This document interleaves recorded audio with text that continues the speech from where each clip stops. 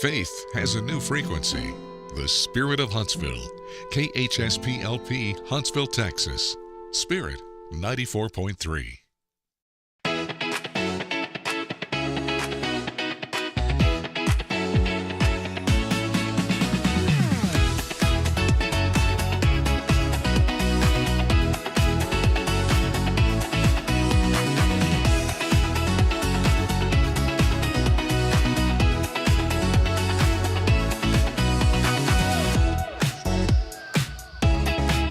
Here on a marvelous Monday as we get rocking and rolling another episode of Good Morning Huntsville. I want to welcome all of you in. Thanks for joining us on Spirit 94.3, the Spirit of Huntsville. Hope lives right here. Also, if you're watching this morning across the social media feeds, it is a wonderful day to get started here with all of you. And do me a favor as we get started, send in a text message. You can do that on our phone and text line at 936-339-0139. Again, that number super easy. 936-339-0139 is the number to text. You can also email us victory@spiritradio.fm, or as many of you do, you can always comment in on our social media feeds, and it's super easy to do. You just go down there to the bottom and type in a comment and say good morning. And I want to start this morning just with a little gratitude. You know, I was so thankful to wake up. I had an uneasy dream last night. It's one of those dreams that you wish you didn't have, and I don't remember a lot of my dreams, but it's just one that involved family members and them not being here anymore. And, you know, I get a little sad thinking about it, but I'm also full of joy because I know where those family members are, and I know that I will get to see them again one day. And so this morning, I just chose to have a little more gratitude today to say, you know, I'm going to be thankful for all my friends, for my family, and that was kind of my go-to this morning. And maybe some of you need that this morning. Maybe there's somebody out there today that's saying, you know, I just need a little bit more gratitude. I need to be a little more thankful for whoever that person is in my life, that maybe I don't give them enough thanks. And so today, go ahead and make that your start to this marvelous Monday. Well, hey, underwriting support for this program is made possible in part by Elliott's Jewelers, a local jeweler here in Huntsville's website is elliotsjewelers.com, and also Tomorrow's Promise Montessori Schools, 3 locations in Huntsville, and have been here for over 28 years. Their website, tomorrowspromise.info. We appreciate all of our underwriting support. If you'd like to help support this station, you can do so as well. And we don't really have anything that tells you, here's what you need to do or what you got to do. You just pray about it. Whatever the Lord puts on your heart, you know, we'll accept that. It's not advertising. It's not promotion. It's just simply a way for you to support what we do here on Spirit Radio.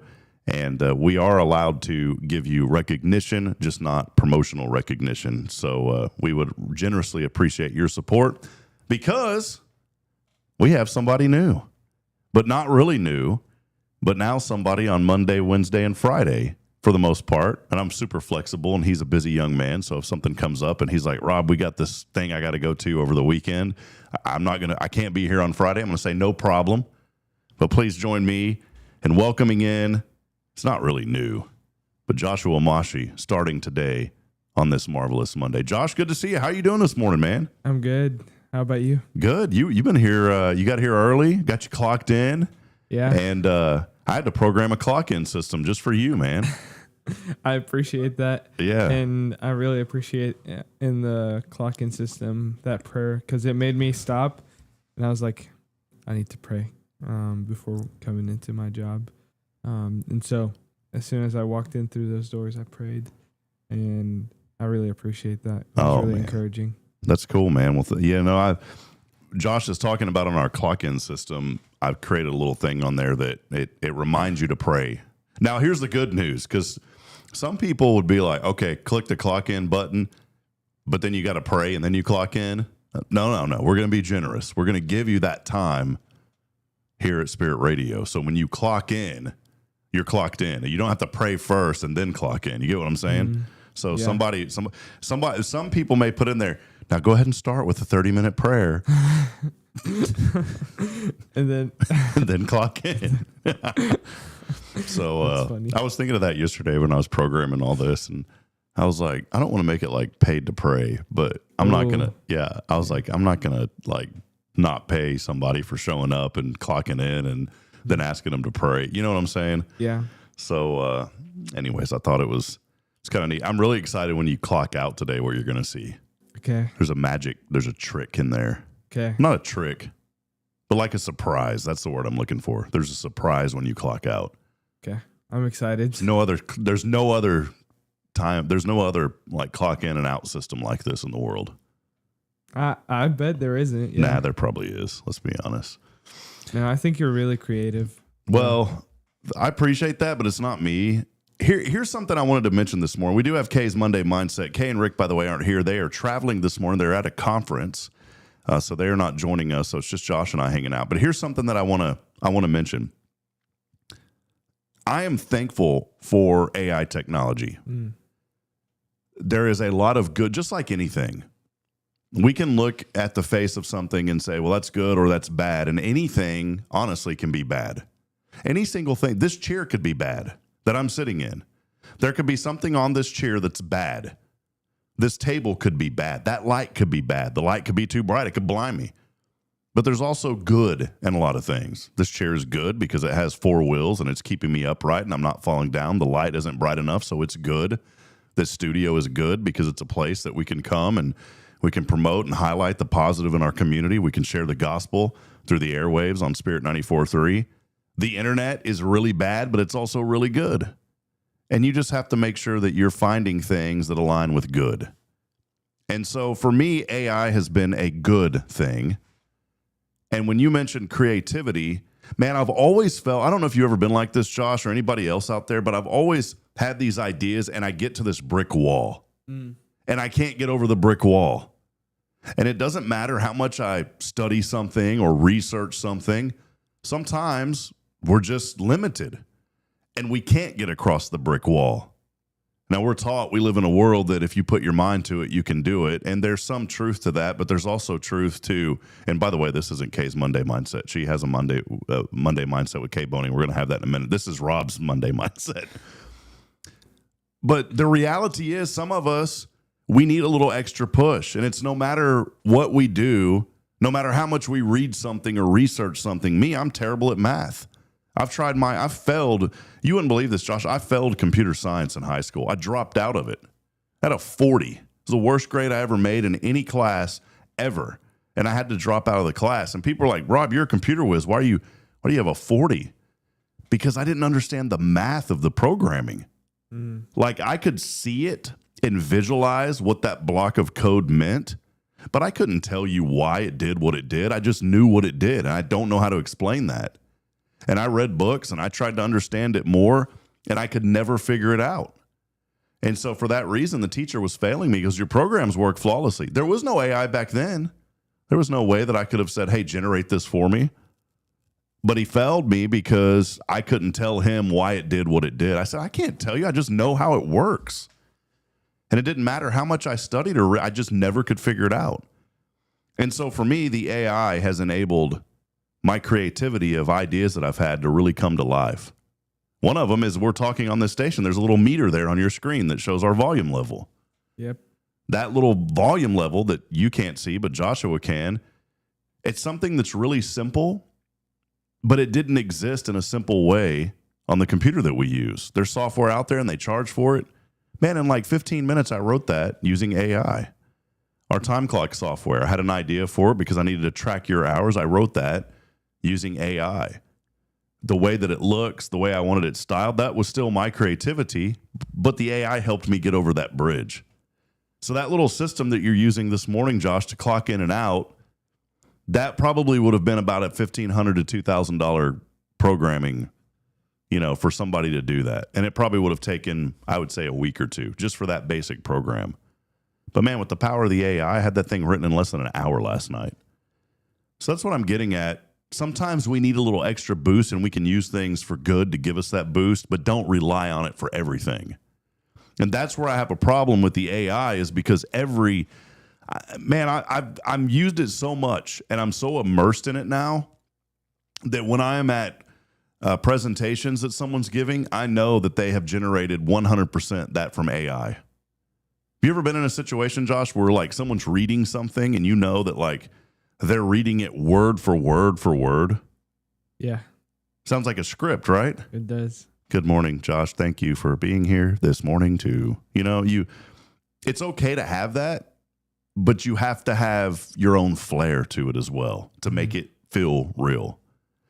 And I'm seeing it all across the board now in so many different industries. And I'm not knocking it because I use it. But where I start to have a problem with it is if we lean on it for everything. And I'm really worried that in the next 5 to 10 years, as this technology progresses, that it's going to be a negative thing in some ways. I mean, you're in school. What's the policy on it? I got accused of using it at ORU. And it really, I don't know, man. It like really flamed my feathers, if that's I don't know if that's a real phrase. Flamed my feathers. It upset me, and I was so upset about it that I called my advisor, and I was like, hey, I just got zeroed on 2 of these projects. And I was like, I assure you that I did not use AI to do the complete project. I used it within the boundaries of what we are told that we could use it for to help me with an outline. But I was like, I was up till 3 a.m. working on these. And she's like, yes, I know that professor, they use software and that software isn't always. I was like, no, it's not always right. You want to see the research paper that I found on how it's flagging stuff wrong all the time now? And it was kind of a wake up call for me that maybe it's time to kind of slow down anyways. I'm not going to put forth my effort into something and then, be accused of something. You're probably seeing it in school. I mean, what's the policy for you guys in school? Yeah, the policies, like, you can't use it to cheat. You can't use it for like to do your entire work, but if you do use it, you can use it for an outline or creativity. I use it a lot for like outlines and stuff. Yesterday I was using it because one of my classes, we had to watch videos, and those videos were like office styled videos on educations and teachers and boundaries between teachers and students. But they were filmed in a way like they teach, but they're like, have you ever seen The Office? Yeah, I've seen it. I just never watched like a full episode. That's how it's filmed, though. Cool. And it's like really funny and interesting, and like you learn a lot from it. But sometimes in the video, they don't say word for word what the teacher's asking. And so I asked ChatGPT to help me formulate a response to what the teacher's asking. I don't necessarily copy what ChatGPT says. Like in the areas where it talks about like write a paragraph and stuff, like all this is from me, but I get the ideas of what to write about. Like I asked ChatGPT, like what would be good to write about? And it would tell me what to write, or like what ideas to write about. I mean, I'm not knocking, but I just want to encourage people to be careful, to not use it as a crutch, because there's something that AI uses called parallel contrasting. And guess where I learned about parallel contrasting? From AI. But I studied it, and it opened up the door, and I researched it outside of AI. I did some more research on this. And parallel contrasting is when you use phrases like, it's not only about this, but it's about that. And AI generates text so much that says that. You could go into ChatGPT right now, and you could say something like, write a story about my hometown. And it'll put something in there like, in Huntsville, it's not just about the good culture, it's about the scenery. It'll say stuff like that. And so when I'm at a presentation, a professional presentation, and I've been to a few of these, when the speaker starts saying, it's not just about sustainability, it's about this, I'm like, oh, here we go. I hear my father-in-law on here we go. And so this morning, be mindful of the technology and use it and embrace it, but don't let it do 100% of the work for you. It's like a washing machine, right? I wonder how many people were upset when the washing machine came out, Josh. Do you think that there were some people upset about the washing machine? They probably called it the Antichrist. Yeah, there's probably, Yeah. there had to have been somebody out there, some little grandma, some mom that was just livid about the washing machine. It destroys quality time. Yeah, it destroys it. But here's the thing about the washing machine. It provides a convenience, yes, but you still have to do the work. Man, you got to load up the clothes. You got to put them in. You got to pour in the soap. You got to close it. You got to hit the start button. Then you have to unload it, put it in the dryer. And then guess what you have to do after that? There's not a machine out there that I know of yet that automatically folds all of your clothes. Now, if there was something like that, I would be down for that. Me too. Because I could have better quality time with my family versus sitting in a room folding clothes. Yeah. So, I don't know, just some things to think about this morning. I have no idea why I went off on that direction, but it was just some things on my heart. And, I guess it was because you were talking about creativity. Mm-hmm. And it is cool because this technology is allowing people to be very creative. But please, still put some of your brain into the creativity. Don't let it do all of it. Another one right now that's really popular with stuff like ChatGPT, I can recognize right away when it generates graphics because all the graphics look the same. If you're generating flyers with ChatGPT, everybody's flyer is starting to look the same now. I don't know if you've seen that, Josh, on social media. I see flyers. And again, I'm not knocking. There may be somebody listening or watching this morning that does that, and I'm not knocking it. I'm just saying, don't allow it to do everything for you. Please put some genuinity. Is that a word? Genuality? Originality. Yeah. Put some originality into it. Because I can look now at posts and I can see, I'm like, that was 100% generated by AI. And so somebody may, well, how do I put my originality into it when it's just a prompt? Upload a few pictures with it and say, you use these pictures that I took along with I've done that before. I've created images, but perfect example, like our series here at church. I use AI to help us develop the graphics. But what's really cool is, like for this series, the Last Word series, I had an idea. And it started with me taking a picture of a Bible in a windowsill here at the church. And with prompt engineering, I finally got it to the point of where I liked it. And it turned out, I thought, pretty cool. There was a sunshine kind of coming through the window. The Bible's there. And then I used AI to help flip the pages of that Bible to create that sermon graphic. But there was still some originality into it. Like I had to think of the idea to put it in the windowsill. I took an original picture. And to me, it made it, like if I would have just said, generate this and use this and not done anything else, I probably would have felt kind of guilty about that, to be honest.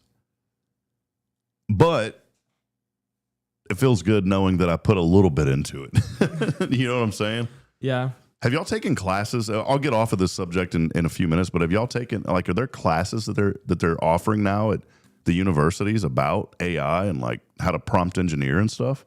I'm not sure. I haven't seen any of the classes talking about that, but in all of our classes, they say like AI is prohibited unless like it's not copy paste and it's like to generate ideas and to like in actually in my education classes, they all asked me to like I've had an assignment in every single one of them to generate a lesson plan using AI. And they tell us like you can do that, but you have to like fix it and like see it, because AI doesn't necessarily know human experiences, but it can give you ideas on how to make your class more effective and how like the students would enjoy their classes and how like you'd be able to teach them that and how they would be able to retain that information. But you'd have to still like fix it, go like post-production basically. See, I think it's cool. Like for my children, we have them in Montessori school. And it's cool because early on, I didn't know anything about Montessori. Honestly, I thought it was like this, I don't know, like this weird thing just because the word, well, it's someone's name. It's a doctor. Started Montessori education. It's hands-on. And so they're not using electronic gadgets and all this stuff at Montessori schools. They're hands-on. They're doing stuff with like wood toys and tactical learning. My little girl is so amazing now. She knows the alphabet. She's not even 5 years old yet. And she knows the letters, and she can write probably 1/3, maybe 2/3 of the alphabet now. And because they do stuff like they trace the letters, AI, you're not going to be able to trace a letter with AI, you know? And so I think it's cool, that learning method, moving away from the electronics. And I've talked about it. What episode are we on? Like 723? Is that right today? I think we're on 723. And I probably, if that's the case, I probably mentioned this on 700 of the 723 episodes. They're like, man, we got to move away from all that stuff with children. And it's like I went out to eat on Sunday. I went out to eat by myself. You ever go out to eat by yourself? Have you done that before, like at a restaurant? Not at a restaurant, but at a fast food place, yeah. Well, see, like fast food's different, but I went into a Mexican restaurant by myself on Saturday. I just wrapped up the pineapple run, which went really well, by the way. I didn't run. Oh. I was just the MC for Deanna this year. Okay. But it was an awesome turnout, a record number. And I wanted to give a shout out to the 420 plus that came out to Cape Bar Ross Park. Just an important day. I wanted to highlight these things. We're going to take a break here in a moment, but I wanted to highlight these big events real quick. And then we're going to take a break and come back with the Monday Mindset with Kay Boning, read by Rob Hipp and Josh Mashi. But a couple of really important events this weekend that I was so thankful to be a part of. The Pineapple Run, the Peyton Irwin Foundation honors Peyton Irwin, young lady who tragically lost her life senselessly because somebody was texting and driving behind her, ran into the vehicle that she was a part of, and she didn't make it to her destination. And we know Deanna Irwin, her husband Billy, they've been on this show. They're friends of this community. Deanna and I share the same birthday, so there's like a special bond because of our April the 8th birthdays. But she had asked me, BJ McMichael normally does that. He's out celebrating 25 years with his beautiful wife, and so they've been out. And so Deanna asked me, hey, can you help out again this year with the Pineapple Run? I said, absolutely. And 420 plus, I think it was a record number of people came out. And it was so much fun being out there and being a part of the Pineapple Run. So I wanted to say thank you to everybody who took advantage of that, came out, and learned more about the dangers of not just texting and driving, but distracted driving. Great event on Saturday. By the way, our very own Taylor Chandler, who joins us on Wednesdays, she was out there. She finished 4th in the 1 mile division. So that was pretty cool. Out of how many people? There's probably, in the 1 mile, I'd probably say there's probably like 80 or 90. I mean, there was a pretty good crowd. Yeah. There was like 300 in the 5K. There was a lot, maybe 350. So is that what Ashley and Ashton did? Yeah. I think they were out there. Yep. Ashton beat Ashley by 6 minutes. Nice. Yeah. Well, you could just you can walk the 5K too. I know. I was just saying that because I didn't know until yesterday. Miss Linda was like, Ashley. She walked up to Ashton and she said, Ashley's really upset with you because you beat her by 6 minutes. And so I found it funny. That's a pretty big gap. Yeah. I was like, wait, Ashton beat Ashley? Yes. Good job, Ashton. Proud of you. Proud of you, boy. We'll let him know that we gave him a shout out. Yeah. Because it's walking too. But that was an incredible event. And then, there was a lot going on. Tyler Fordyce, who helps out with the station from time to time, his little girl, they had her first birthday. She was 1 year old. So shout out. Wait, on Thursday? On Saturday. On Saturday? Yeah. That's crazy. So shout out to little Evie as she turns 1. And I didn't get to make it out there. There was also a fish fry I didn't get to make it out to. I was going to do all of this stuff, by the way. But what happened after the run was I was hungry. And I thought, I'm going to bring some breakfast to my wife and my children. Because the run's in the morning? Yeah. Oh, yeah. I was up at like 5:30, and then I didn't get over there until 7:30. But, yeah, it was at 8 o'clock Saturday morning. Okay. And so after it was over, I got breakfast. And I was going to get it to go, some breakfast tacos. But I was like, man, I'm just really tired. And I'd like to sit down. And I felt lonely. But I went in, and there's this little tiny table against the wall. A little small table with one chair on either side. I said, that looks really comfortable. And so I sat there and I had chips and salsa. I had like 3 breakfast tacos, and I sat by myself for about an hour in solitude, enjoying my breakfast tacos while everyone around me was in a group and enjoying themselves.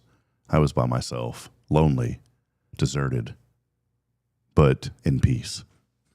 I don't know. I couldn't tell if you enjoyed it or you didn't enjoy It it. sounded kind of depressing. Well, it sounded hopeful at the end because you said in peace, but everything else sounded like depressing. Wait, I'm going to try this real quick. Okay. I sat there, lonely, deserted, and in peace. This was how I did it. By myself. I am not Optimus Prime. I'm working on it, Josh. I think you're killing it. All right. Well, hey, one other event that happened this weekend, a great turnout for the annual Rotary Wine Quest. Last year over $75,000 was generated. The Karen and Vance Howard Foundation matching dollar for dollar what came in. They did that last year, and that's why we got to over $75,000. And I know we probably did pretty close to that again this last weekend. So a big thank you to everyone who came out to our annual Wine Quest event. There's a lot of people come that don't drink wine. They just come to celebrate and to help out Rotary. And I was hopped up on sweet tea. They had a lot of sweet tea flowing through that place. And so I emceed that event. One thing that I want to say when I MC events, it's a privilege to do it. I wish I could do it more. But just with family and stuff, I don't get to do it a whole lot anymore. I'm not saying that negatively, but I want to be present for my family, and there's only so much that you can do. And these were a couple of events that were easy for me to do because of the scheduling and how it worked. And so I didn't mind helping Deanna. Definitely didn't mind helping Rotary because I've been a part of it. I help Kay with their event every year, and I don't mind doing that. I've helped CASA in the past. I've helped Safe House. And I wish I could do more. Just time constraints make it a little difficult with the 2 little ones, and we don't have family here. And so when I volunteer for these events, it ends up costing me because I have to hire a babysitter to come in. And shout out Abigail Bay, by the way. She did an awesome job watching our little ones. They just think the world of her. Alyssa helps us out quite a bit as well. I've had Addison. I should know this. I'm sorry. Sometimes Optimus forgets who watches the children. That wasn't it. But anyways, it was a good event, a great event. A lot of people came out, and I just want to shout this out that I love this community. We are so blessed, Josh, and I hope you see it at 19. How blessed we are to be in a community. And this is what I highlight on this show every single morning. We are blessed to be here in a community where people show up. I mean, you've seen that. Oh, yeah. Yeah, I love this community a lot. I honestly look at the world and I see all this trouble and stuff happening, but then I look at this community and I'm like there still is a little bit of hope in the world, and it's because of Jesus, and really because a lot of our community is centered around Jesus, and maybe because I surround myself with people that only talk about Jesus and all that stuff. Well, not all that stuff, but about Jesus and his love for us and all what he's done for us and all he calls us to do. And so I think I'm really grateful for this community. I really enjoy being around people, and I enjoy even meeting random people at HEB and just talking to them and saying hi. They're still so nice, and it's not the rude kind of people that you see on Instagram or on your feed. The other day, I was thinking about. I was like, I never had a bad boss. I really enjoy. Yes, it's an opportunity. All right. No, please do not take that opportunity. But I was thinking about how my dad had bad bosses in Lebanon. I'm like, I can't believe there are horrible people like that. Yeah. In my head, they don't exist, Your dad is a tremendous man, and I won't go into details, about some of the things that he's told me, but I want to say this, he wasn't used to working around, I guess, a lot of loud cursing and things like that. He was telling me this story. I would love to have him come on sometime and share a little bit of his testimony being here in America. I think the world of your mom and dad. I've told you numerous times, especially your mom has mentored me, and she don't even realize it.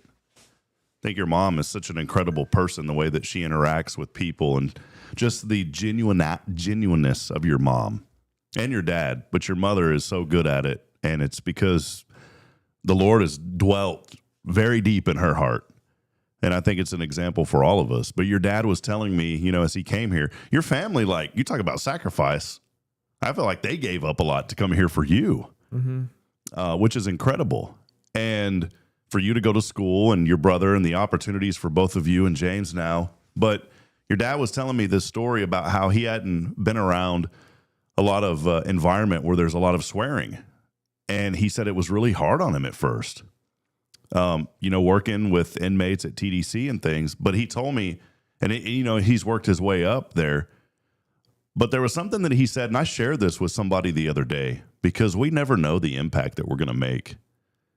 And in the heat of the moment, I don't know if I couldn't have done what maybe I could have. I don't know. You know, hindsight's 2020, but your dad had told me that there was somebody, an inmate there that was, you know, upset about something. And I know that we had, and I want this to go out because this is on the, you know, we go out over the radio. There may be somebody listening this morning, but he said, in the midst of that, he just told that guy that the other guys were like, leave this guy alone. He's a really nice guy or whatever.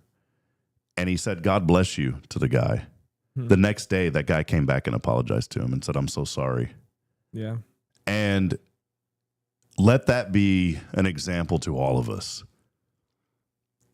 When you are kind to somebody in the midst of what could be anger, in the midst of friction,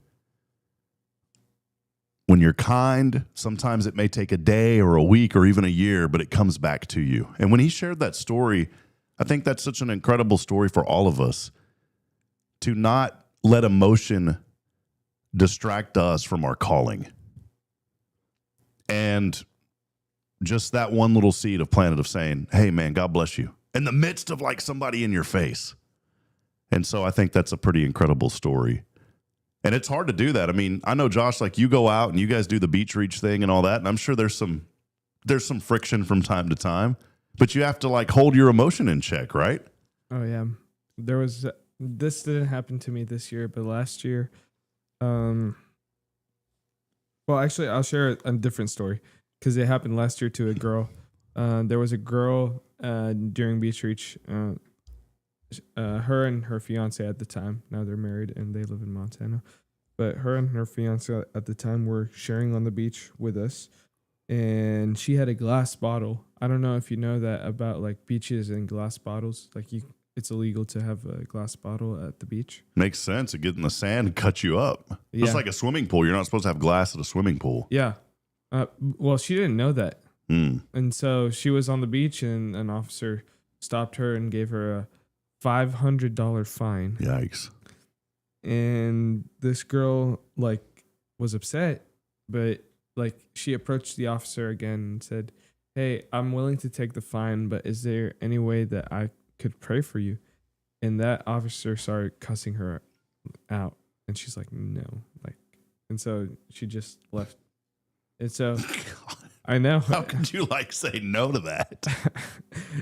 Like the girl just offered prayer and so the bottle wasn't like an alcohol bottle, was it? No. It was like a water bottle, but glass. Wow. You would think that the fine would go to like somebody with an alcohol. I get it. It's glass is glass, whatever. Yeah.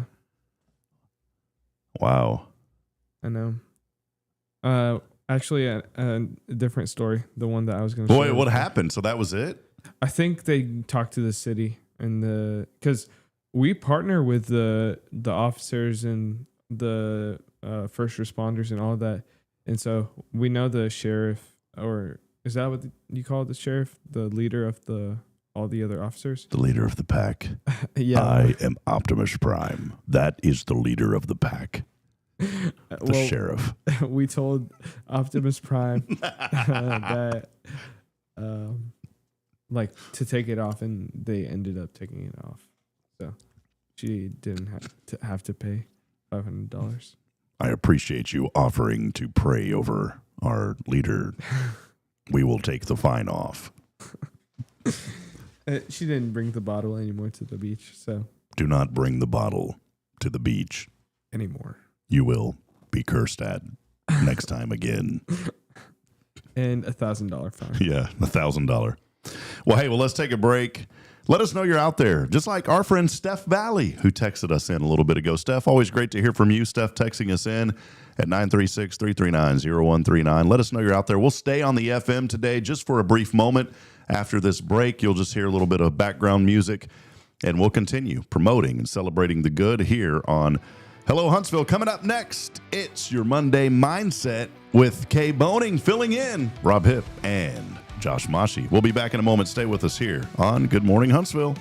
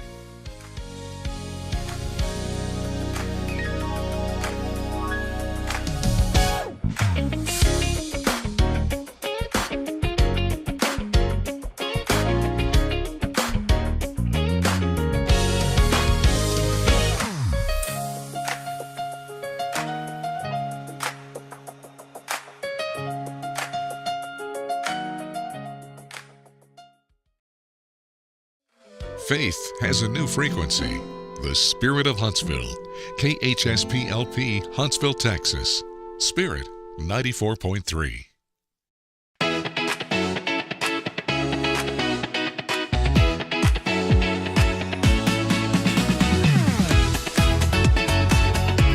All right, welcome back as we continue this journey here on a marvelous Monday. Underwriting support for Good Morning Huntsville, made possible in part by Elliott's Jewelers, online at elliotsjewelers.com, and also Tomorrow's Promise Montessori Schools, their website, tomorrowspromise.info. Quick shout out, a lot of people are messaging us in. Hey, you know who texted us this morning?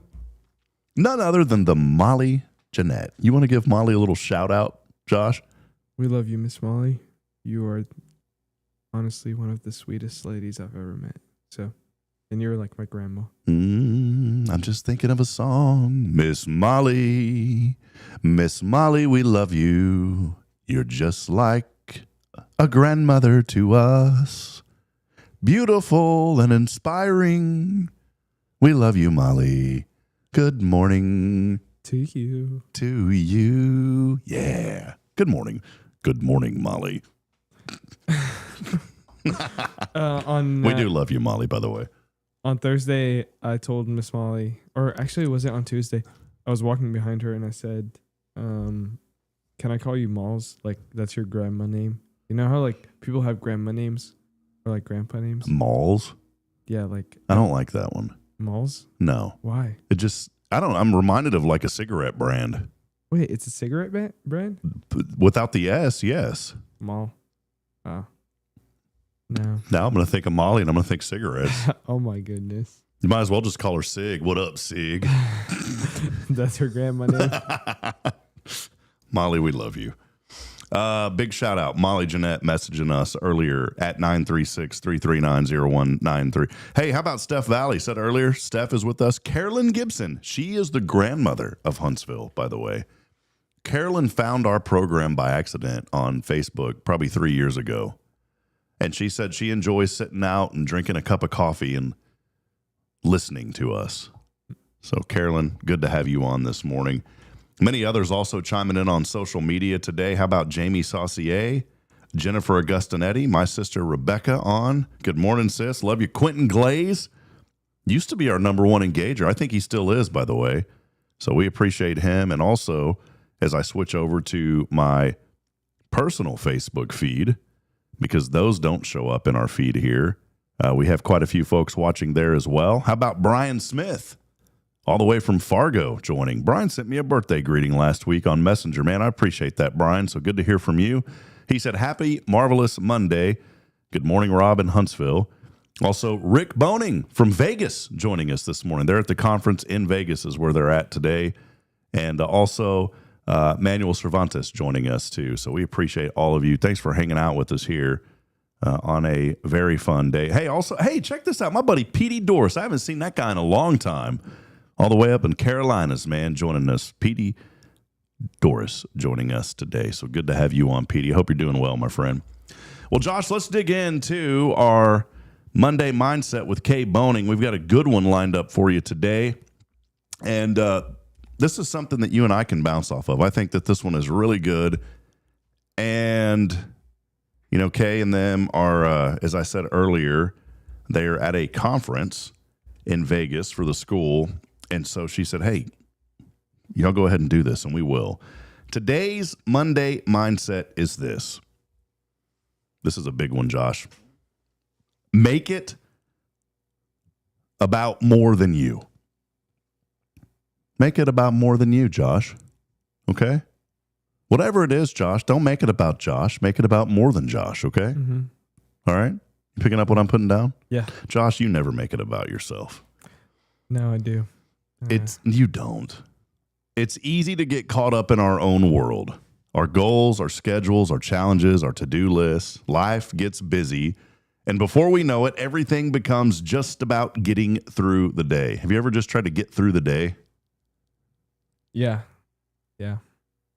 I feel like sometimes whenever I have a thing the next day or something at the end of the day, I'm like, okay, let's finish this quickly so I can get done with this and so I can be there in time and just like hang out. Actually, yesterday I was trying to just wanted to get through the day. Yeah, so I can. I had something at 5:30 and I wanted to be there, and so I was just wasting time until then. Well, life gets busy, and again, we just want to get through the day. But there's something that shifts when we lift our eyes and start thinking beyond ourselves. Robin Sharma talks about living with purpose, and purpose almost always involves other people. I think it always involves other people. And when what you do begins to impact someone else in a positive way, it changes how you see your work, your role, and your life. Think about the things that you're doing today. Is it making a positive impact? Or maybe you're in a job that is a mundane job and you have gotten into this mundane mindset of I'm just here to do my job and go home. I want to challenge you today to move out of that mindset. I just lost a dear friend last week. I think it's important in life that we have a couple of people in our inner circle, and that's it. We don't need to have 10 or 20 people in our inner circle. Josh, I'm sure you have one or two people in your most inner circle that you call on when you need something, maybe a family member or a close friend. But I have a couple of people in my most inner circle, outside of my spouse, obviously, that I can call on, that I can share real life with.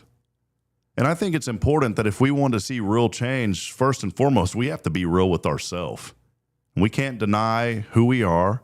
We can't deny what we've been doing. We can't gloss over the hurt, the pain, the agony that we may be going through. We have to be real.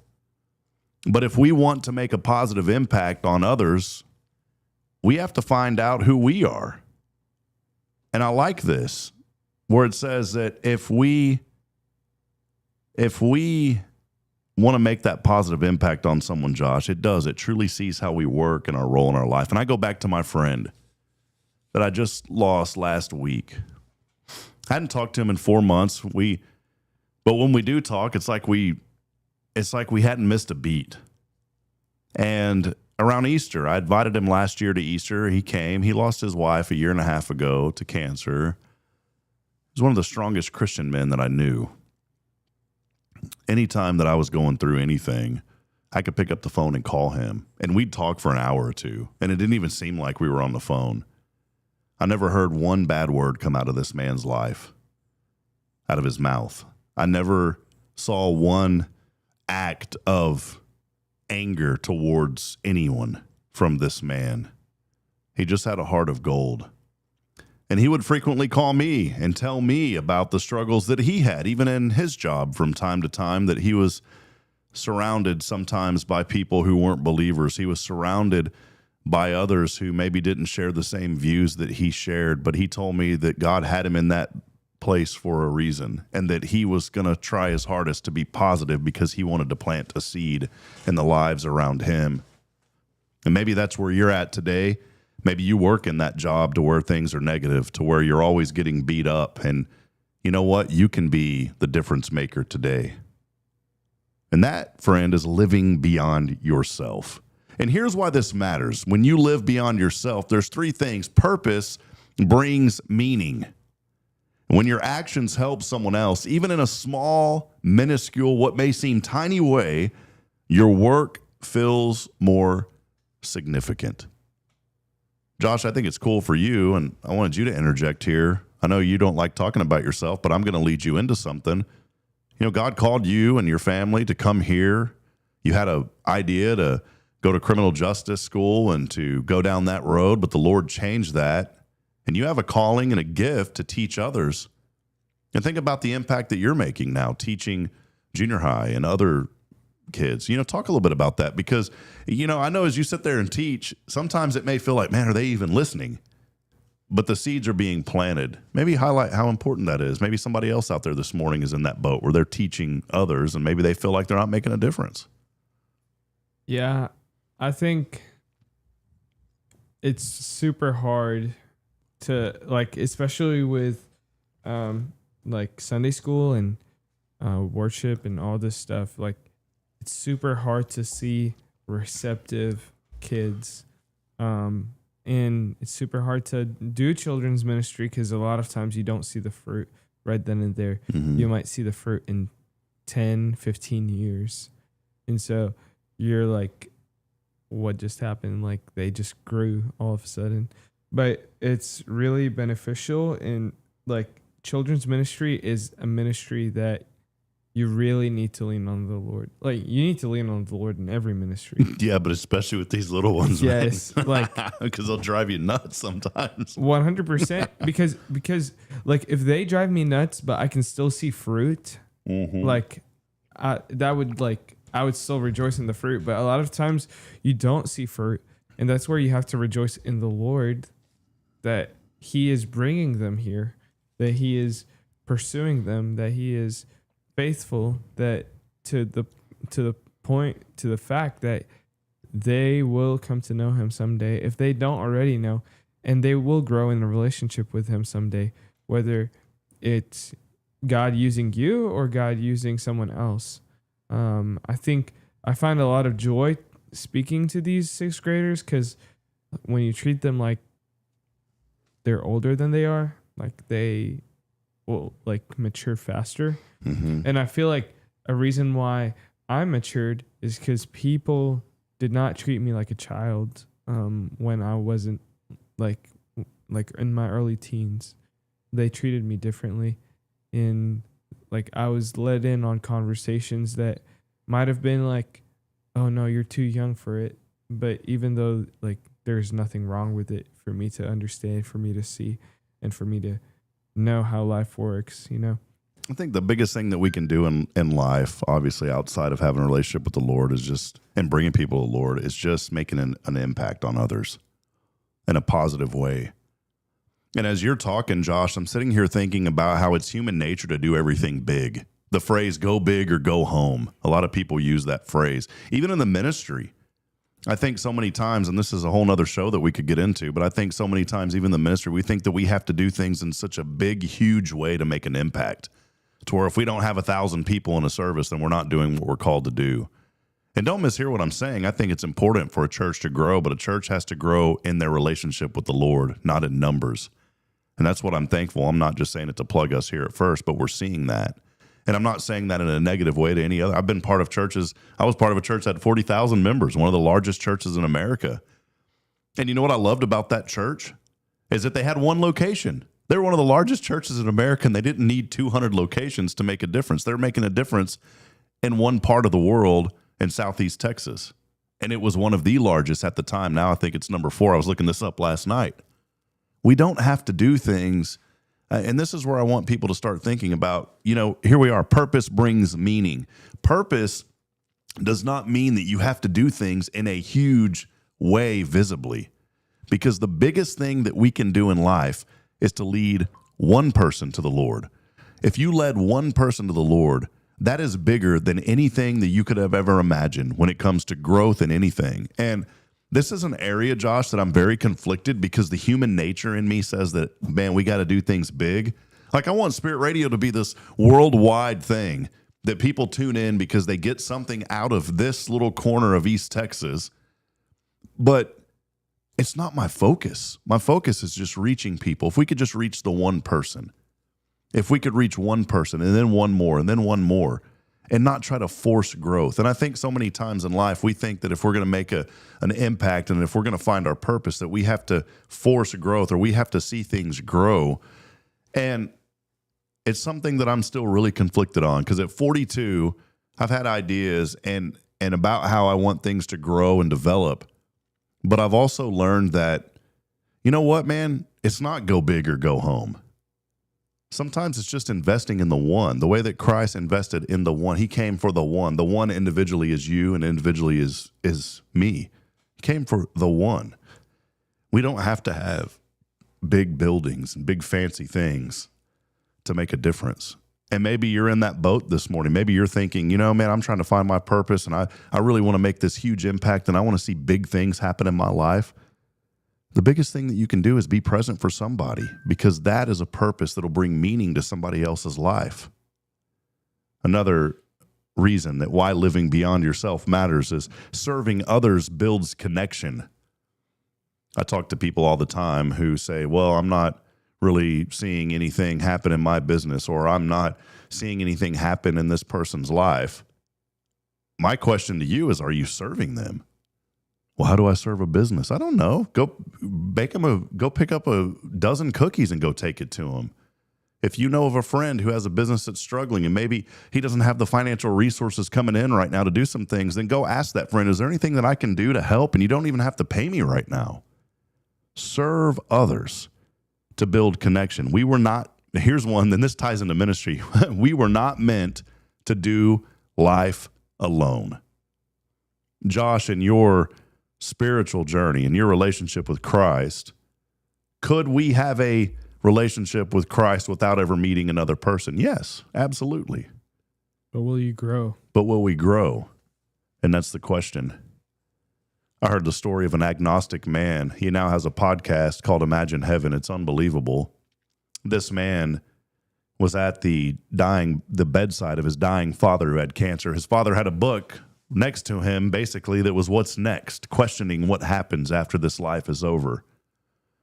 This gentleman, his son, as he watched his father die, picked up that book, and it intrigued him to start reading the Bible. And he wanted to read the Bible so he could disprove everything that was in it. As an agnostic, he said, none of this is real. It's all science. We were just here, and that's how it goes. But as he read the Bible without any other interaction, God began to speak to him. The power of the Holy Spirit spoke to that man, and through his reading of the Bible alone, he accepted Jesus Christ.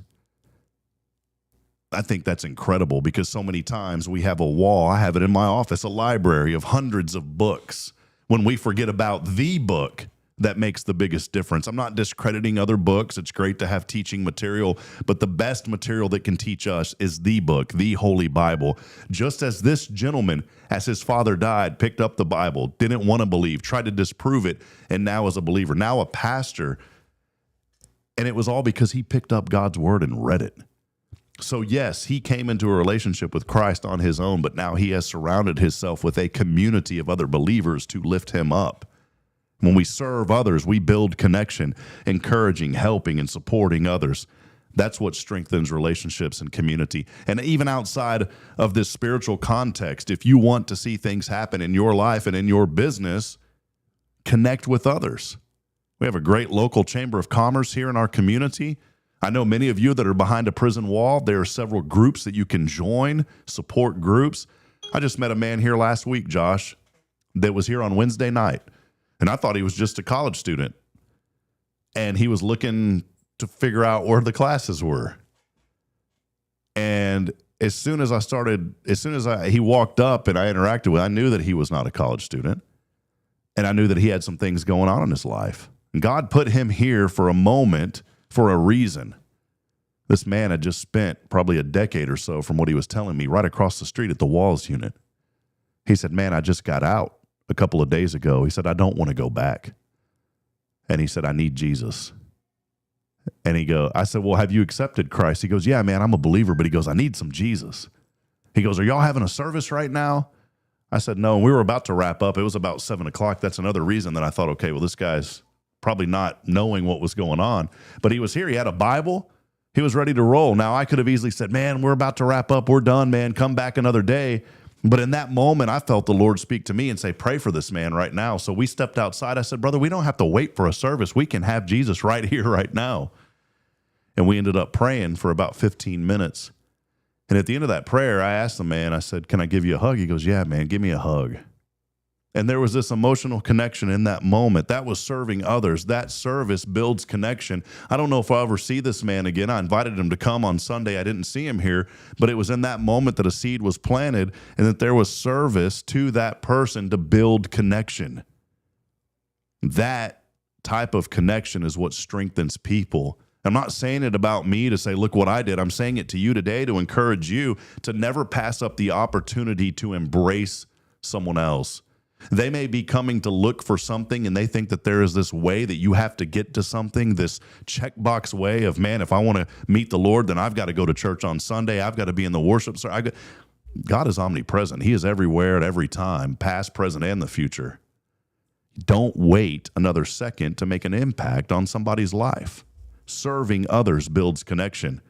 And here's the third reason as we continue the Monday Mindset with Kay Boning, making it about more than you. I don't know why I can't say that. Making it about more than you. Why living beyond yourself matters. The third reason, the first was purpose brings meaning. The second is serving others builds connection. The third is impact outlives effort. Listen to this. What you do for yourself stays with you, but what you do for others carries on far beyond the moment. You've experienced this firsthand, Josh, going out and serving others with Beach Reach. Maybe highlight a little bit about the impact that you've seen about impact outliving effort. Is it okay if I share a different story? Yeah, go for it. Yeah, go for it, man. No, you can't. I'm sorry. Let's go on. No, yeah, go ahead, man. You've met Brian Morales. Mm-hmm. Here. Yeah. And Brian was a friend from high school. And him and I went to high school together, and we had a couple classes together. We were going through some old texts together, and he texted me a couple times to pray for him. I don't remember a day, but I do remember that I shared with him the gospel while we were in high school, and that's why he knew, like, he can come to me to ask for prayers and stuff. And then one day, after we graduated, we were going and helping freshmen move in. I was a freshman. That was freshman year. We were helping other freshmen to move in as the BSM. And Brian sees me from across the parking lot and calls out my name. And he says, Josh. And I see him from afar, and I run to him and I give him a hug. And he's like, yeah, I've been wanting to go to church. And I told him, like, why don't you come? Like, why? Like, I can invite you. We can go to BSM and sit there and just hear a word. And then I asked him, do you want to meet for Bible study? like just me and you, we read our Bibles together? And he said yes. Mm. And that day, like this was the first time I ever shared the gospel using a chapter from the Gospel of John. The first chapter, I've never thought of it as like a way to share the gospel, even though like it's one of the best ways to share the gospel. Yeah. If you read John 1, it says, in the beginning was the Word, and the Word was with God, and the Word was God. And then I think in verse 12 it says, but to all who did receive him, to those who believed in his name, to them he gave the right to become children of God. And then we got to verse 17, and it talks about the law of Moses. It says the law came through Moses, grace and truth came through Jesus Christ. And so he asked me all these questions. What's the law? What's grace and truth? And I went through everything and explained it to him. And then I went to Romans 10:9, and I said, hey, you don't have to believe me, what I quote to you. I turned the book to him, and I let him read it.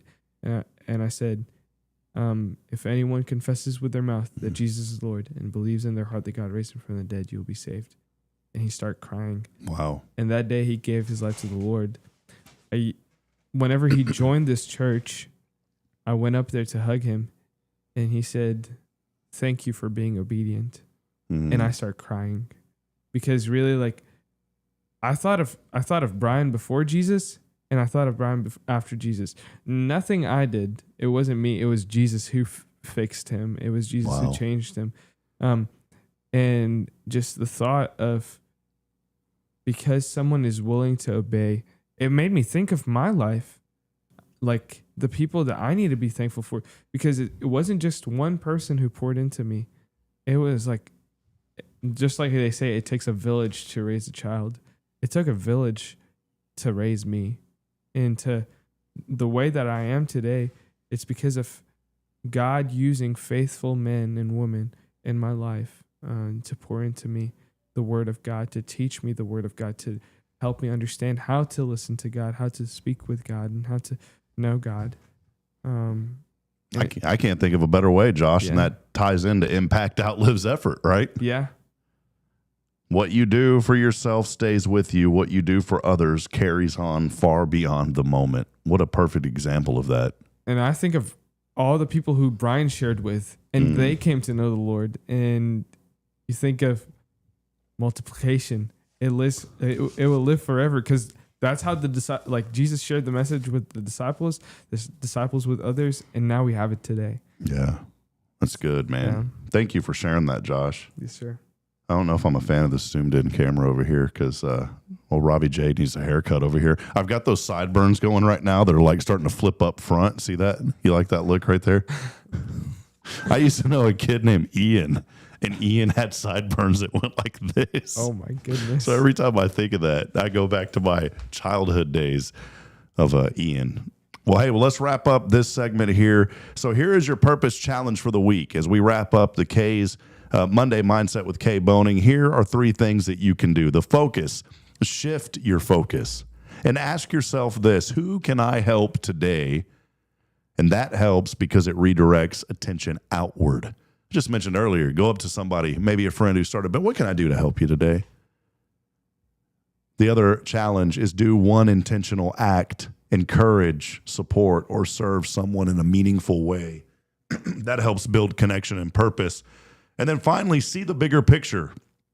Remind yourself, remind yourself how your role impacts others. And this creates deeper meaning in daily work. And here's what I was just talking about. I didn't even read ahead, but it ties into this. You don't have to do something big.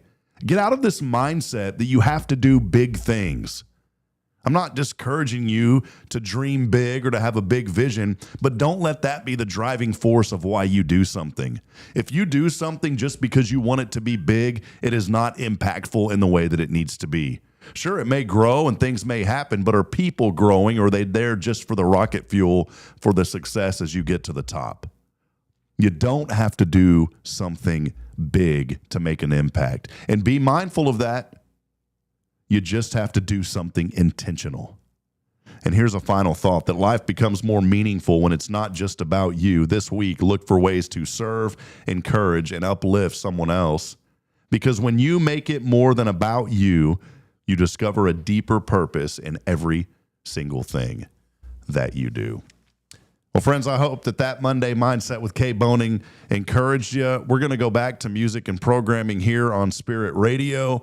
And Josh and I will wrap it up on social media when we come back. We've got a few more things to talk about, the National Day of, and a few other things going on here in Huntsville. So make sure you stay locked in. For those of you on the radio, have a blessed day. For those of you on social media, hey, hang out with us for just a little bit longer as we continue here on a marvelous Monday. We'll be back in a moment. Stay with us. It's Good Morning Huntsville.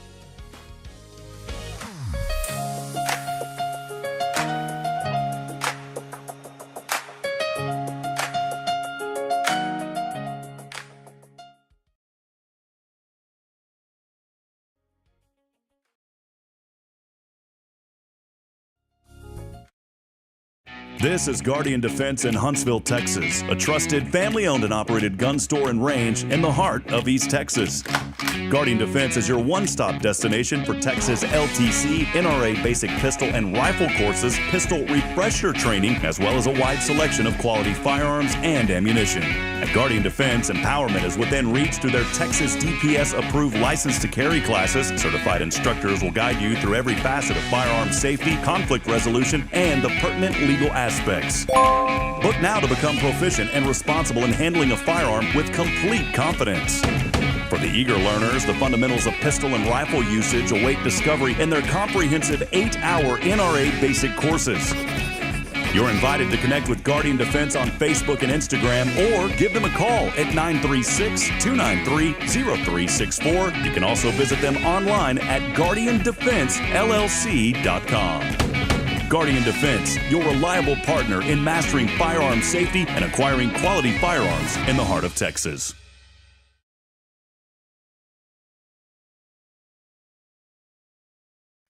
Are you ready for a better way to bank? Join Walker County Federal Credit Union today. As a member, you'll enjoy low-cost loans, no annual fees, and easy online access. We're not just a credit union. We're a community dedicated to your financial success. Experience friendly service tailored for just you. Why wait? Join us online at walkercountyfcu.com or drop by our location at 1802 Normal Park Drive, Walker County Federal Credit Union, member NCUA. Hi, I'm Billy Cawthon, manager of Sam Houston Memorial Funeral Home. We know times of loss are tough, and you need a place to feel comfortable and cared for. At Sam Houston Memorial Funeral Home, we pride ourselves on being with you during those really tough days. You can rest assured that we will be on your side and by your side every step of the way. Thank you for your trust. Sam Houston Memorial Funeral Home, supporting families every day, every step. Hey friends, Rob Hipp, Media and Community Outreach Minister here at First Baptist Church, Huntsville. Let me ask you, when's the last time you felt real hope? Maybe it's been a while since you've been to church, or maybe you've never felt connected to a church at all. Well, friends, that's okay. Here at First Baptist, we're a harbor of hope, and we welcome everyone just as they are. We have programs throughout the week for all ages to come together, ask questions, grow in faith, and find the hope that only Jesus Christ can bring. Whether you're looking for a fresh start or a community to call home, we'd love for you to join us. Come experience something real. For more information, visit fbchuntsville.org. First Baptist Church Huntsville, a harbor of hope. In this harbor of hope, we are safe inside.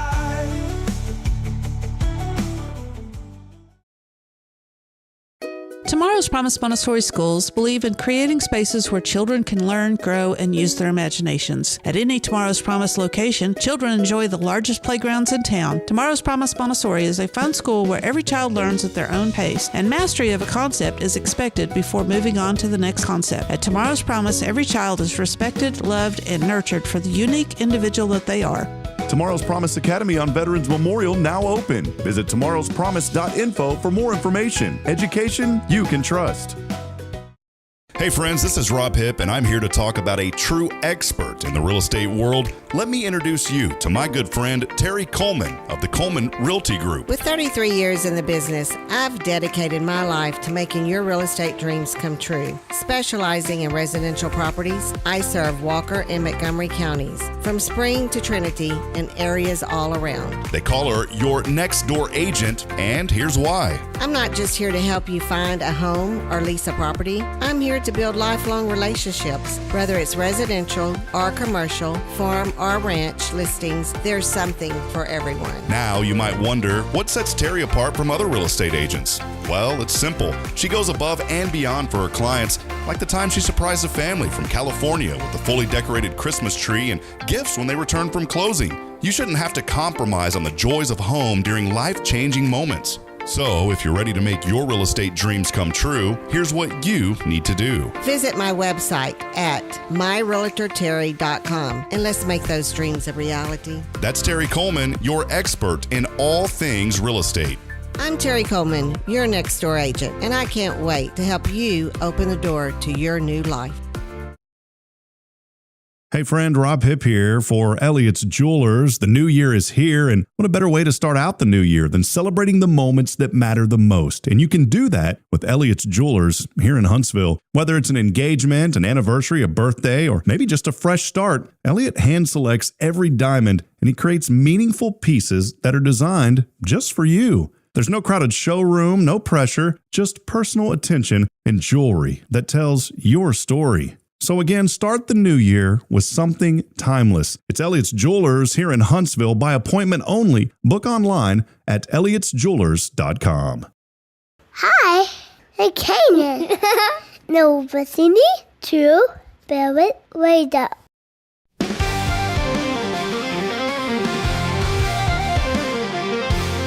And now back live from Studio 1229J in Huntsville, Texas.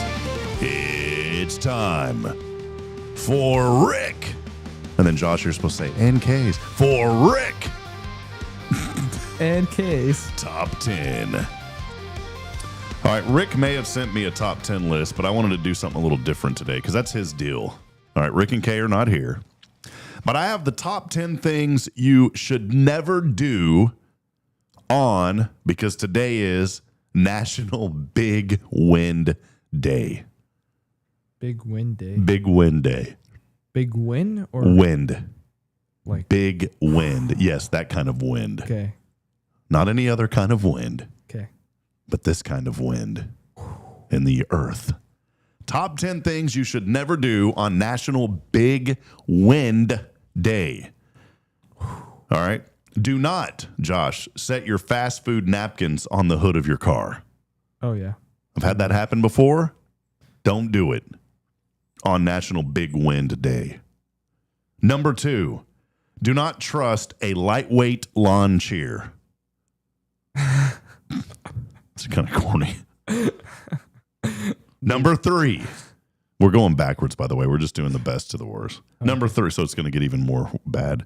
Number 3, do not wear a hat you actually care about. Do you have a hat that you care about? I've never seen you wear a hat. I wore a hat during Beach Reach both years.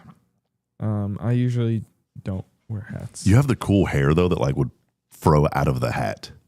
I do. Yeah, you should try it. I feel like if I put on a hat, it's like my hair gets too like it's too big. So now you let it poof out the sides, man. Mm. So if you do that, don't wear your favorite hat on National Big Wind Day today. Okay. Okay.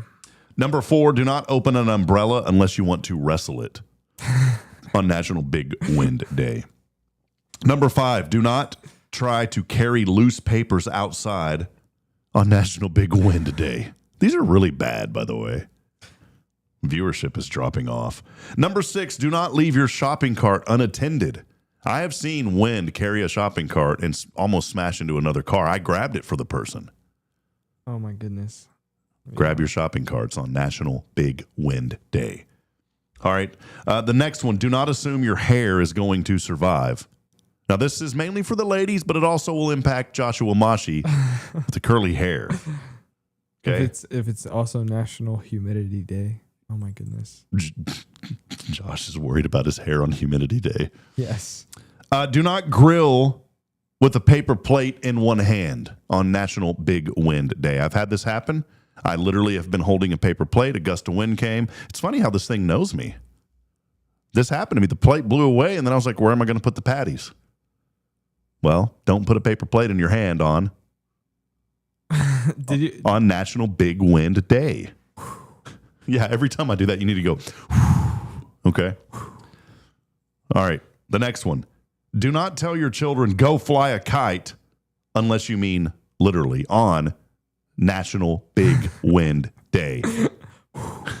And the last one, the most important one. Do not pretend you are calm when the wind almost takes your car door off on National Big Wind Day. There you go. Those are the 10 things that you should not do on National Big Wind Day. I'm kind of disappointed. That wasn't really a good list. Well, I found it funny. A fly kite. The kid will just fly with the kite. We used to have we had like a dome tent growing up, and the dome tents always came with the rain cover.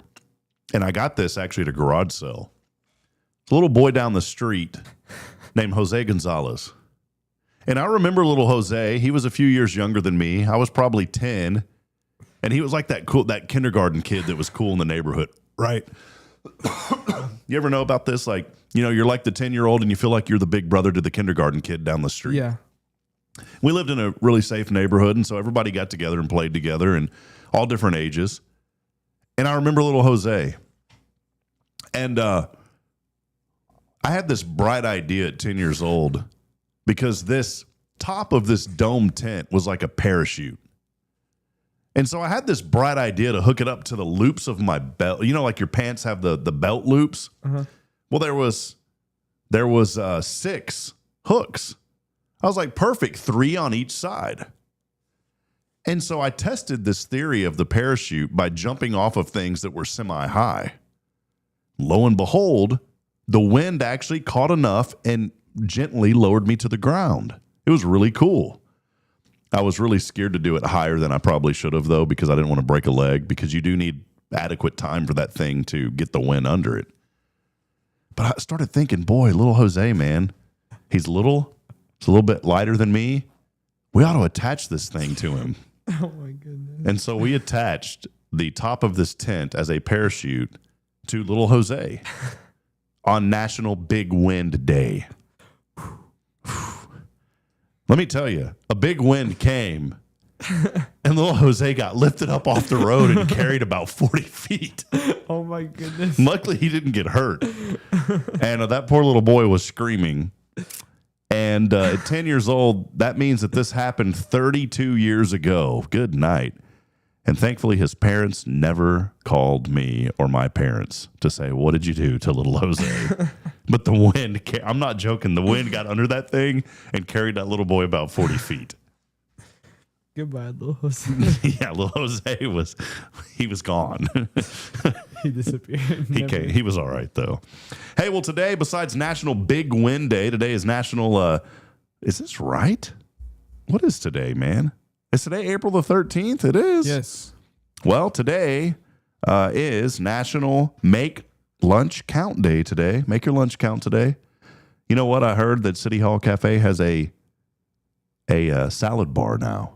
You a salad guy? I do. I do love salads. Double Dave's already has one, which is really good. Go over there and try it.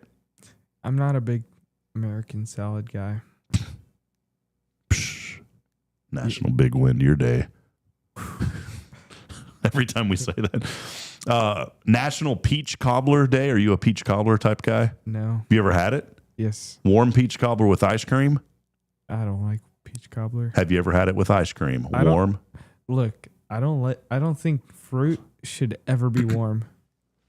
Have you ever had peach cobbler warm with ice cream? Yes, but I don't. You have, and you didn't like it? No, because I don't like warm fruit. All right, I'm going to introduce you then. If you don't like that, you probably won't like this, but I'm going to get you an apple fritter. Have you ever heard of apple fritter?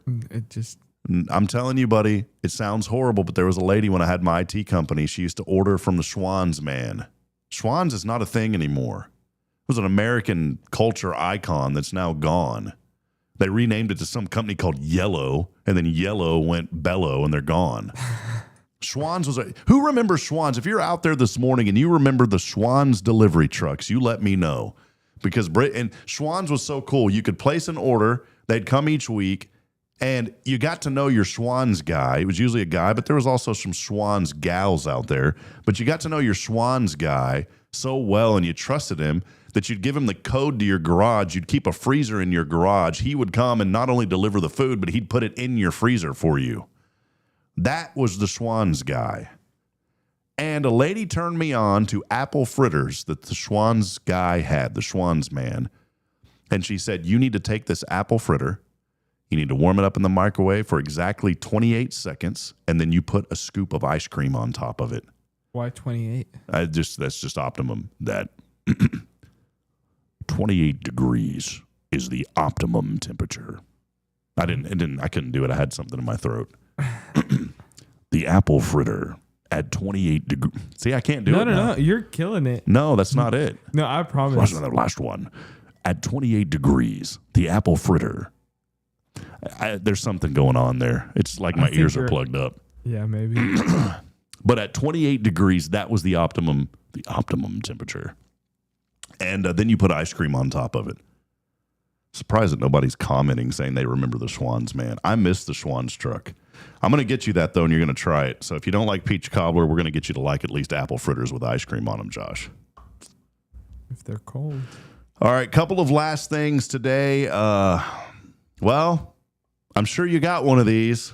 Making celebrity news. You know how we're like E-Entertainment here on this show. Celebrity news that everyone and no one cares about this morning. The save the dates have now gone out for none other than Taylor Swift and Travis Kelce's wedding weekend. Are you excited about this, Josh? Are you ready for it? I don't care for them. The big event will be in New York City, July the 3rd, July the 4th, famously Swift's favorite holiday. This year, also the celebration of America's 250th anniversary. Josh Mashi did not get a save the date invitation to the wedding. I did not. Hey, at least they're getting married. Yeah. You know, at least we got to find some bright spots in life. At least they're getting married. Amen. Amen. There you go. Hey, it's okay. I didn't want to go anyways. All right, listen to this one. An 18-year-old Chick-fil-A worker in North Carolina made a surprising discovery in the restaurant's bathroom during his break. Oh my God. Now, what do you think that? No, I won't let you go down that rabbit hole. He made a discovery, though, in the bathroom. There were 2 white envelopes near the toilet. Thank goodness they're not in the toilet. All right, you ready for this? It's drugs. No. Listen. One labeled First Citizens Bank, and the other envelope, Truist Bank. These 2 envelopes contained a total of $9,333. And instead of pocketing the cash, as Joshua Mashi would have done, Jaden Cintron turned it over to the restaurant's Human Resources Department so it could be returned to its owner. Now, let me ask you a question. What was $9,333 doing in 2 envelopes in the Chick-fil-A restroom? Sounds like somebody was leaving something there for somebody else to pick up for something. Drugs. Anyways, Jaden, you're a hometown hero, a national icon this morning for returning those envelopes. I don't think that's a hometown hero move. Yeah, for Jaden it is. He returned the envelopes of money. Well, I think he should have given it to the church. No. Well, congratulations, Jaden. Here's something that I thought was kind of neat. Women in the United States gave birth to roughly 710,000 fewer children last year. It's almost 1 million fewer babies last year compared with the peak in 2007. This was according to preliminary data released last week by the CDC, Center for Disease Control and Prevention. What do you think plays into that? Why would there be less babies, Josh? I have an idea, but what would your idea be? Less babies. Almost 1 million less babies last year were born. Why do you think? I I think things are getting way too expensive. Mm-hmm. There you go. And so people are just not wanting kids. Less babies, less on the pocketbook. So there you go. You're exactly right. That is the reason why. And in line with this, pawn shop owner. You ever been into a pawn shop? Yes, in Lebanon. What's a Lebanese pawn shop like? Is it like you walk in like, hey man, give me your money? Is it kind of, or is it just pretty mellow and chill? No, it's like really chill. Okay. You would buy anything. They have like jazz music going when you walk in. No. That would be actually sick. Welcome to the Lebanese pawn shop. We got lawnmowers and jewelry too. Whatever you need, come on in, blue.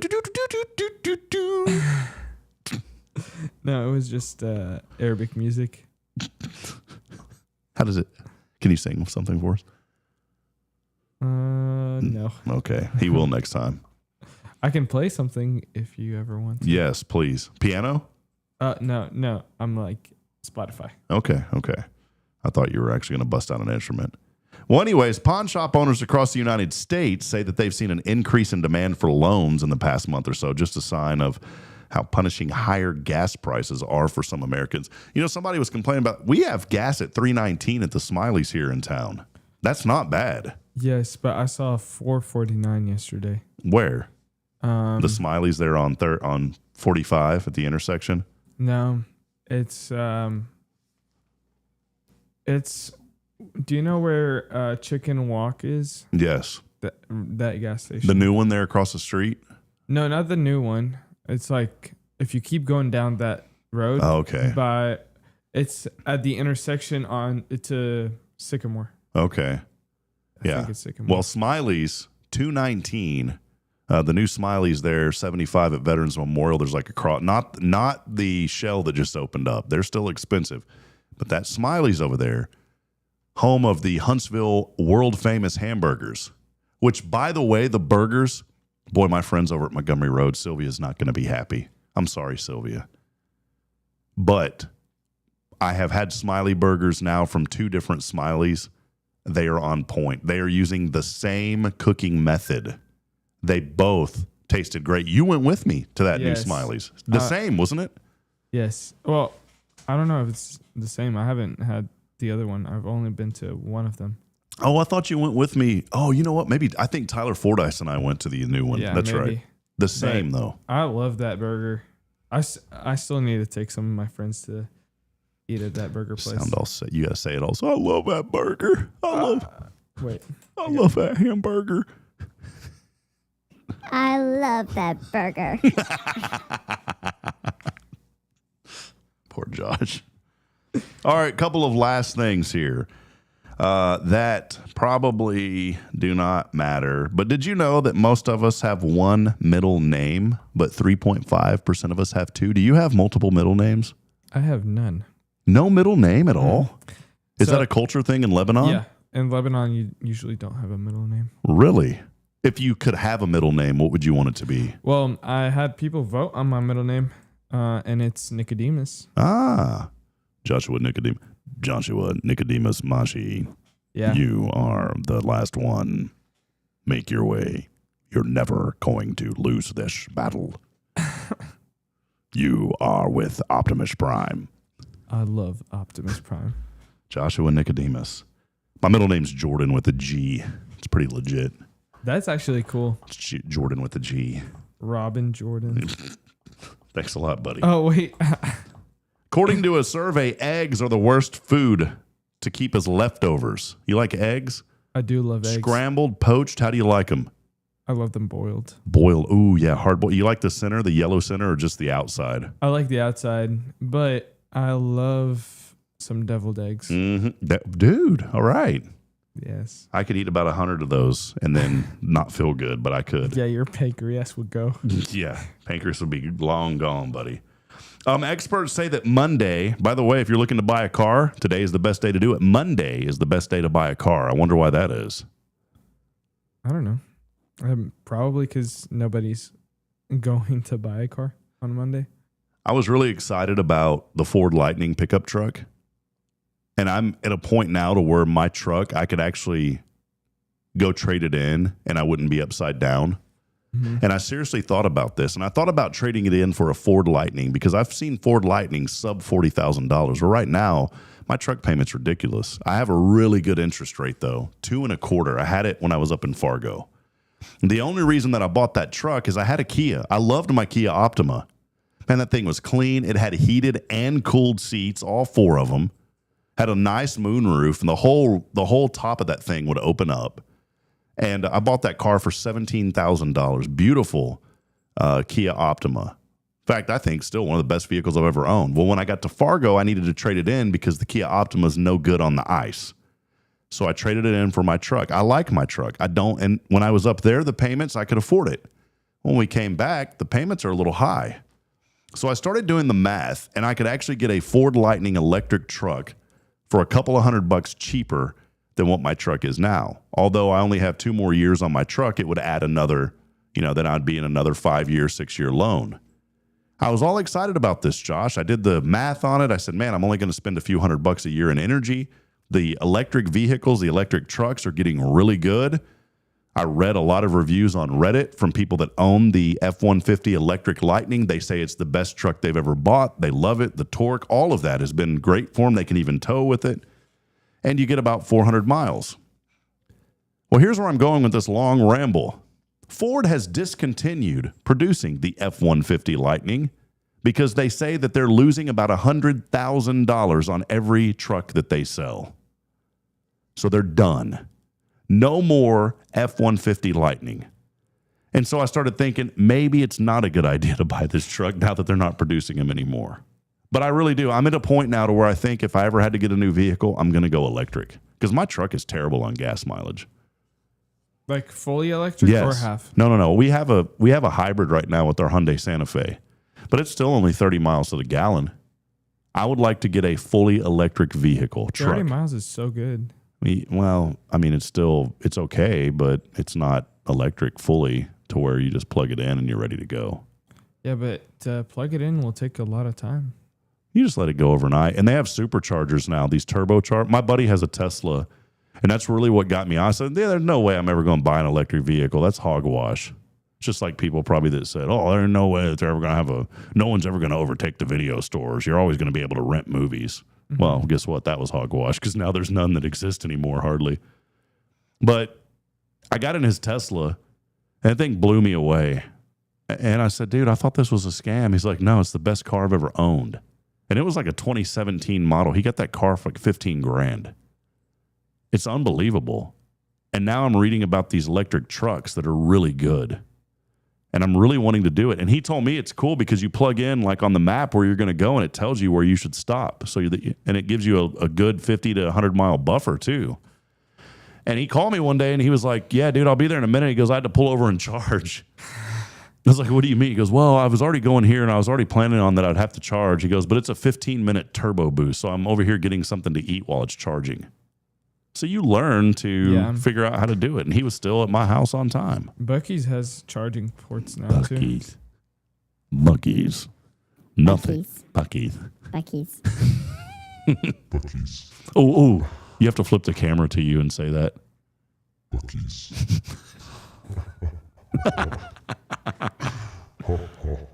Buc-ee's. Buc-ee's. Anyways, all right. Well, there's some information that I think is really important that you need to know, by the way. Do you have a dog? No. Okay, good, because you're saving $717 a year per dog. Wait, $717 only is what the average dog costs its owner. If you had a fish, have you ever had a fish? No, but I know someone who has a fish. They're spending about $35 a year on that little booger. Okay. So $35 for a fish, $717 for a dog. And then this is kind of crazy. It shows you how small properties are here in the United States. The average size of the American lawn, only 5,500 square feet. That is the average size of an American, because of all these cookie cutter neighborhoods. You know, everybody's side by side and just jam packed. It's good if you have to mow your lawn. It's not good if you want to have privacy. True. So there you go. Y'all have a pretty good little lot-sized yard over where y'all live at. Yeah. But whenever we lived in a cookie cutter home, we did not. You didn't have it. You had like a strip. Yeah. Like a lawnmower width in between you and the next house. Yeah. Well, that's going to wrap it up. I appreciate all of you for hanging out with us today. Big shout out, as always, to Elliot's Jewelers. He's online at Elliot's Jewelers for all of your jewelry needs. Go by and see my great friend, Mr. Elliot Herzlich. He'll take care of you. He's been doing it for many years. By the way, he supported and continues to support so many organizations, including Rotary. 2 beautiful necklaces. One of them a diamond, one of them a ruby, custom-made necklace that was won at our Wine Quest on Saturday. So thank you, Elliot, for all that you do. ElliotsJewelers.com. And, of course, here on this marvelous Monday, couldn't do it without Tomorrow's Promise Montessori Schools. Big shout-out to Rick and Kay Boning. We appreciate all that they do in our community. 3 locations to serve you. Tomorrow's Promise, early childhood education. The Montessori method is the best, I know, because both of my children are there. You can find out more information online at tomorrowspromise.info. And last but certainly not least, a huge shout out to our friends at Huntsville Memorial Hospital. They have been serving Walker County for many decades. They can take care of you when you need health care. Think of our friends at Huntsville Memorial Hospital. They help to make our stream coverage possible. For Joshua Mashi, I'm Rob Hipp, reminding you this morning that we're not strong enough alone to make it on our own. We need each other. So please provide a word of encouragement, lend a hand of support. I promise somebody out there needs you. Good morning, Huntsville, and God bless. We'll see you back at 11:30 for lunch break. Until then, so long. See you, Josh.